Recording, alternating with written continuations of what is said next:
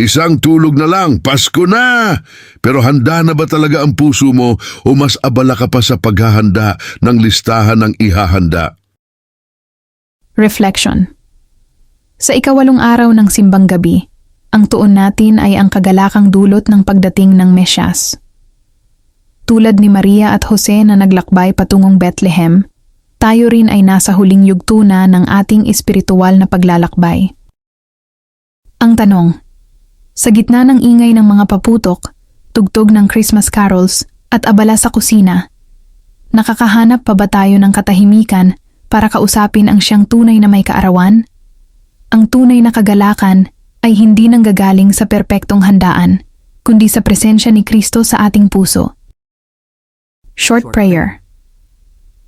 Panginoon, sa paglapit ng iyong pagsilang, linisin mo ang aking puso mula sa anumang pag-aalala o galit.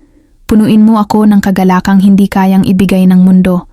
Handa na po akong tanggapin ka, hindi lang sa aking tahanan, kundi sa bawat sulok ng aking buhay. Amen. Salamat sa pagsama sa akin sa nakaraang 8 araw. Bukas, sabay-sabay nating tatapusin ang ating nobena. Malapit na ang Pasko, kaya ngumiti ka dahil mahal ka ng Diyos.